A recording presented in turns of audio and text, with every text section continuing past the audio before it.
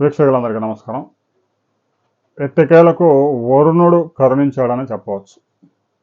సహజంగా ఎల్నినో ప్రభావంతో ఏడాది వర్షాలుండవు, తక్కువ వర్షాలు నమోదవుతాయి, కరువు తీవ్రంగా వచ్చే అవకాశం ఉంది అనే అంచనాలు గడిచిన 3 నెలల కాలంగా రైతుల్ని తీవ్ర మానసిక వేదనకు గురిచేస్తాయి. ముఖ్యంగా అయితే అదృష్టవశాత్తు 2 తెలుగు రాష్ట్రాల్లో ఋతుప్రవణాలు ప్రవేశించే సమయానికి ఒక ఉపరితల ఆవర్తనంతో పాటుగా మరొక ద్రోణి కొనసాగుతూ ఉంది.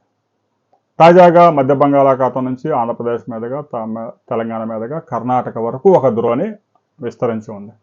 ఇదే సమయంలో ఋతుపవనాలు కూడా 2 తెలుగు రాష్ట్రాల్లో విస్తరించి విస్తారంగా వర్షాలు తీసుకువచ్చాయి.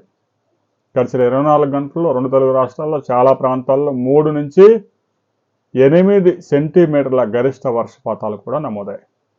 మరో గుడ్ న్యూస్ కూడా భారత వాతావరణ శాఖ తాజాగా రిలీజ్ చేసింది. స్కైమెట్ కూడా తాజాగా ఒక రిపోర్ట్ ఇచ్చింది. 18వ తేదీ బంగాళాఖాతంలో అల్పపీడనం ఏర్పడబోతా ఉంది. ఆ అల్పపీడనం తుఫానుగా మారుతుందా లేదా అనేది ఇప్పుడే క్లారిటీ లేదు, ఇంకా ఎక్కువ గ్యాప్ ఉంది కాబట్టి. 18వ తేదీ అల్పపీడనం ఏర్పడడానికి అనువైన వాతావరణం బంగాళాఖాతంలో క్రియేట్ అయింది.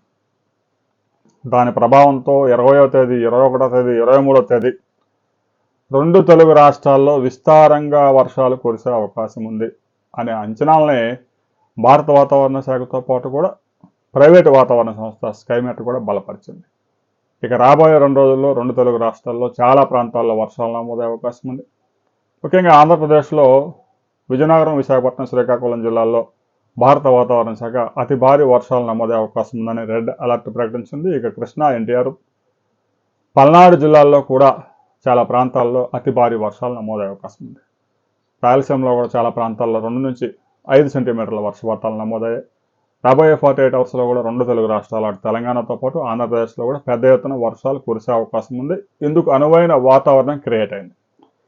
ద్రోణి ప్రభావం బాగా చూపుతూ ఉంది. ఋతుపవనాలు కూడా విస్తరించాయి కాబట్టి ఆ 2 కలిసి ఎల్నినో ప్రభావాన్ని గరిష్టంగా తగ్గించాయి అని చెప్పవచ్చు. ఎందుకంటే జూన్లో అసలు వర్షాలు వస్తాయా రావని రైతులు చాలా ఆందోళన చెందారు.